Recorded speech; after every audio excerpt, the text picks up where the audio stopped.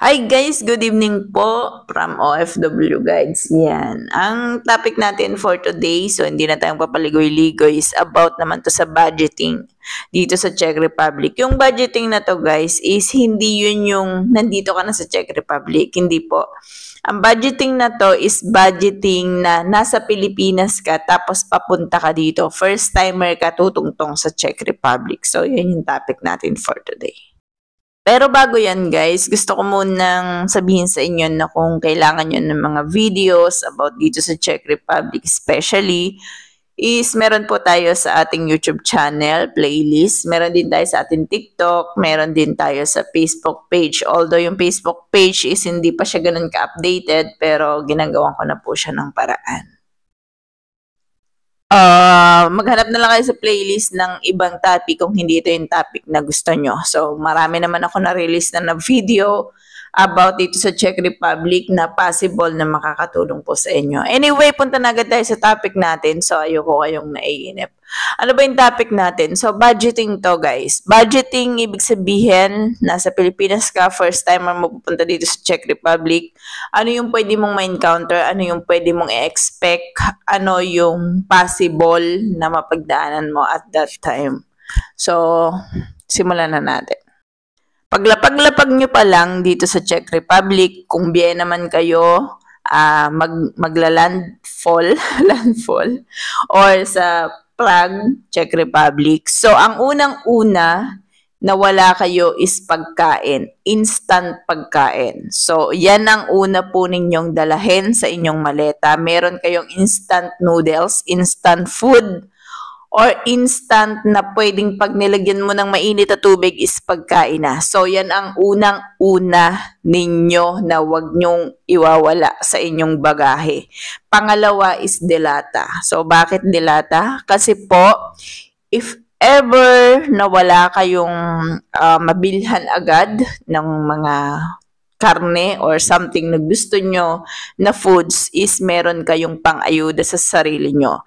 At the first time na darating kayo dito, syempre, yung lack of ano pa kayo kumbaga yung information is wala pa kayo. So, pag naka 2 days na kasi kayo dito, kahit paano may makakausap na kayo. Pero, as of the moment na dumating kayo dito sa Czech Republic, is wala talaga. So, instant noodles, it's okay kung meron kayong Pinoy na dadatnan sa company nyo. But if not, so magsusurvive kayo doon sa mga dala nyong instant. So, ang topic talaga natin is hindi yan. Pero syempre, isinama ko yan kasi mahalaga yan dahil bagong dating kayo dito sa Czech Republic. So, dala kayo ng instant noodles, dala kayo ng instant cup noodles, dala kayo ng dilata, or dala kayo ng mga sinigang na pwede nyong gawing soup. Yan yung mga pangmalakasan. So, pagdating naman kasi sa mga rice, meron dito may tinapay. So, dito makakapamili na kayo. Pero sabi ko nga sa inyo, sa instant, once na pagdating nyo talaga dito, wala pa kayong pagkain. So, ano ang possible or magkano ang possible na dala nyong pocket money? So, eto guys, based on my experience to. Nung unang dating ko dito sa Czech Republic, wala talaga kaming kasi wala talaga kaming kilala. So ako personally, may kilala ako pero nasa work siya. So wala talagang pagkain, wala kami nadatan ng pagkain, walang bigay si agency namin na pagkain. Wala kaming first meal ganon. So, mabuti na lang yung isa naming kabatch is meron siyang kakilala. So, dinalhan kami ng pagkain. Pero, kung wala talaga yon, as in wala talaga guys. As in wala talaga. Tapos, ang dala kong pera nun is $100 lang. So, imagine niyo, $100 is nasa 5,000 pesos. Okay. So, syempre, sa first day attempt ko, syempre, wala lahat Kung baga, meron kaming nadatnan sa accommodation namin ng mga utensils, mga gamit sa pagluluto, pero wala kaming plato, wala kaming sariling tasa or baso man lang. So, paano kami kakain? So, wala kaming baunan, wala kaming bugungan, kung sa Batangas bugungan. So, wala kami niyan. So, wala kaming lahat ng personal na para sa sarili namin is wala. Wala rin kami rice cooker. So, talagang ano ka talaga. So, talaga magpo-provide ka ng sarili mo. Ang ginawa namin at that time, nagpasama kami doon sa senior namin. Nagtanong kami kung paano pumunta or paano bumili ng mga ganito. So, bumili po kami ng rice cooker. Yun ang una naming ginawa. Bumili kami ng rice cooker, tapos bumili kami ng mga mantika, mga toyo. Syempre, lahat yan. Wala pa kasi kaming alam dito. Wala kasing mga vlogs na ganito pa before na nagsasabi na merong mga Pinoy store dito. Walang ganun. So, at that time, namili kami.